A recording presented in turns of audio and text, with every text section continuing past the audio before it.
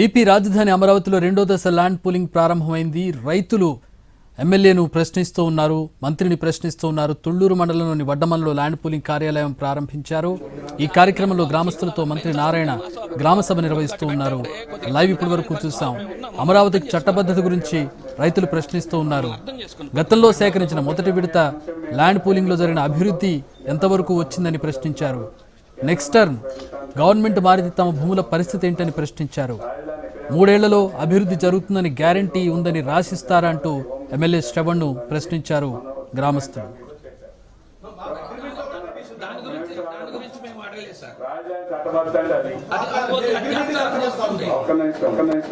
Agreement చట్టబద్ధత లేకపోతే 9.14 లేకపోతే అసలు ఈ కోర్టులో కేసులే నిలబడేగా అది పక్కన పెడతాం. ఇంకా రెండో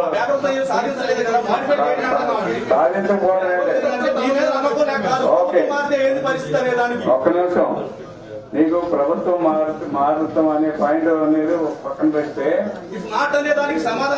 నా మాట పూర్తిగా వినండి. మీరు అడిగిందని నేను సమాధానం చెబుతున్నాను. ఆ ల్యాండ్ పూలింగ్ జరిగిన రోజుల్లో అభివృద్ధికి సంబంధించి ఇన్ని సంవత్సరాలు పట్టింది. ఈ సంబంధించి కొత్త ప్రాజెక్ట్స్ వచ్చినాయి కాబట్టి ఈ ప్రాజెక్ట్స్ సంబంధించి మీ భూమి మా ప్రతినిధి ప్రసన్న జాయిన్ అవుతున్నారు. దీనికి సంబంధించి మరిన్ని వివరాలు తెలుసుకుందాం. ప్రసన్న, ఎండ్రాయి కావచ్చు, మరొక గ్రామంలో కావచ్చు, వడ్డమాన్ కావచ్చు, ఇప్పుడు ల్యాండ్ పూలింగ్కి సంబంధించి సెకండ్ ఫేజ్ స్టార్ట్ అయ్యింది. గత అనుభవాల దృష్ట్యా రైతులు చాలా జెన్యూన్ క్వశ్చన్స్ వేస్తూ ఉన్నారు. కన్విన్స్ చేయగలుగుతూ ఉన్నారా ఎమ్మెల్యే కానీ, మంత్రి కానీ, ఇతర నేతలు కానీ అక్కడికి వచ్చిన వాళ్ళు? ఏంటి పరిస్థితి, ఎలా ఉంది అక్కడ?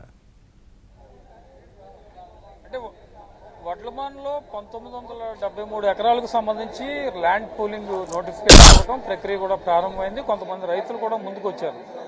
ప్రధానంగా వాళ్ళు కొన్ని క్వశ్చన్స్ అడగడం జరుగుతుంది. ఎందుకంటే మొదటి దశలో అభివృద్ధి కార్యక్రమాలు ఏ రకంగా జరిగాయి, మొదటి దశలో అభివృద్ధి కార్యక్రమాలు పూర్తి స్థాయిలో జరగలేదు కాబట్టి ఇప్పుడు మాకు ఏ రకమైన హామీ ఇస్తారని కూడా ప్రధానంగా రైతులు అడుగుతున్న పరిస్థితి కూడా కనిపిస్తోంది. వాళ్ళు గ్రామ సభలు అడిగారు. ప్రధానంగా ఏంటి, మీరు ఏం కోరుకుంటున్నారు భూమి ఇచ్చిన తర్వాత? మేము రాజధాని ఇవ్వటానికి ఇష్టమే, కాకపోతే కౌలు కూడా పెంచుతామన్నారు, మంచిదే. రుణమాఫీ 1.5 లక్ష చేస్తాను, మంచిదే. కాకపోతే పోయిన సిఆర్డి ఆఫీసులో ఎకరం మేము 10 ఎకరాలు చెల్లరిస్తే ఒక నెంబర్లో 47 సెంట్లకి 7 సెంట్లు 3 సెంట్లు తగ్గిందని నన్ను కోర్టు చుట్టూ తిప్పారు. ఇవాళ మేము వడ్డమల్లో ల్యాండ్ పూలింగ్ ఇస్తానికి వచ్చా. ఎప్పుడైనా ఇవాళ తీసుకున్న ప్రకారం సెంట్లు తగ్గకుండా రేపు ఫ్లాట్లు కూడా బాగా ఇస్తారని కోరుకుంటూ వాళ్ళని ఒకసారి తప్పు చేయకుండా పక్క రైతులకు కానీ వేరే రైతులు రాయకుండా మా ల్యాండ్ మాకు ఇవ్వమని కోరుకుంటున్నాం. ఇందాక మీరు అడిగారు, ఎమ్మెల్యేని అడిగారు, మంత్రిని కూడా అడిగారు. వాళ్ళ దగ్గర నుంచి ఎలాంటి సమాధానం? అసలు మేము అడగల, మమ్మల్ని అక్కడ దాపాలా. కొంతమంది రైతులు అడుగున్నారు కదా, తెలీదు నాకైతే. నా పద్ధతి అది. మేము ల్యాండ్ పూలింగ్ ఇస్తానికి ఇష్టమే, కాకపోతే మాత్రం సెంట్లు తగ్గితే మాత్రం గట్టిగా చర్య తీసుకోవాలి, సిఆర్డీ తీసుకోవాలంటారని కోరుకుంటున్నాం. సిఆర్డీ తప్పు చేయకుండా ఉండాలి. ఫ్లాట్లకు సంబంధించి ఏమనుకుంటున్నారు? ఫ్లాట్లు అభివృద్ధి చేసేస్తున్నారా? మొదటి దశలో కొంతమందికి పెండింగ్ పెట్టారు. ఫ్లాట్లు అభివృద్ధి చేస్తున్నారు, బాగానే ఉంది. మేము ఫ్లాట్లో పోయి చూసాం, బాగానే ఉంది. ఇది కూడా చేస్తారని మేము అనుకుంటున్నాం. కాకపోతే సెంట్లు మాత్రం తగ్గించి వేరే వాళ్ళకి రాశాము, వాళ్ళకి పోయింది వీళ్ళకి పోయిందంటే మేము ఒప్పుకోం. అది ఇది ప్రస్తుతం ఇక్కడ ల్యాండ్ పూలింగ్ కి సంబంధించి రైతులు ఉన్నారు. వాళ్ళంతా కూడా ఇచ్చిన పరిస్థితి ప్రధానంగా కనిపిస్తోంది. కొంతమంది రైతులు ఎంత భూమి ఇస్తున్నారు? మీరు ఏంటి? 10 ఎకరాలు సార్. ఇక్కడ కూలీలు, సెట్ భూములేని కూలీలు అన్ని కులాల్లో ఉన్నారు.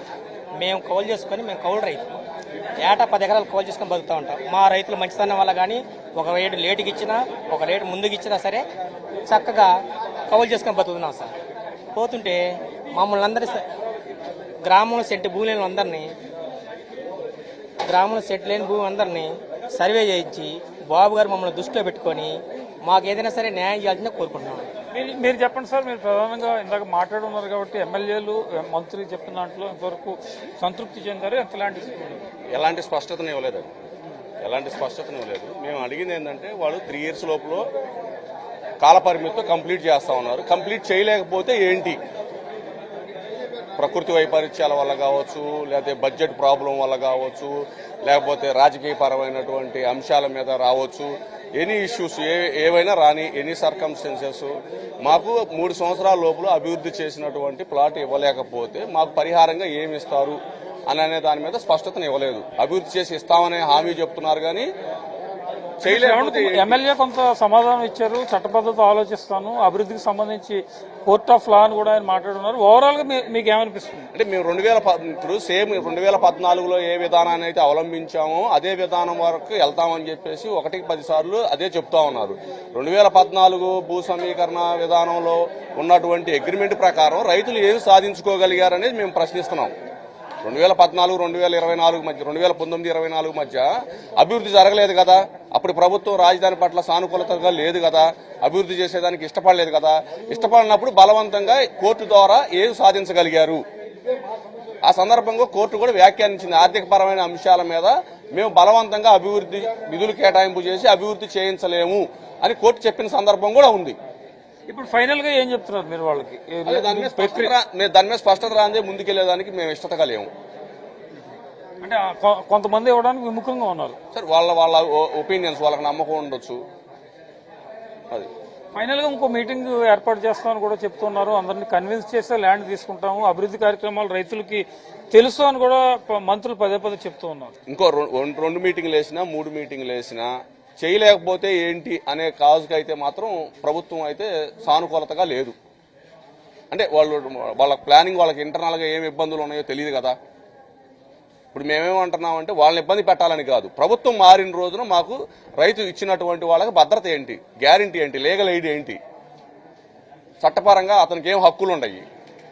మేము ఎకరానికి 5 లక్షల రూపాయలు డిమాండ్ చేస్తున్నాం టైం ఆలస్యం అయిపోతే అని. ఆ కండిషన్ పెట్టమంటున్నాం. 3 సంవత్సరాలు అభివృద్ధి చేసిస్తామంటున్నారు. 4 సంవత్సరాలు తీసుకోండి, 4 సంవత్సరాల తర్వాతే ఇవ్వండి.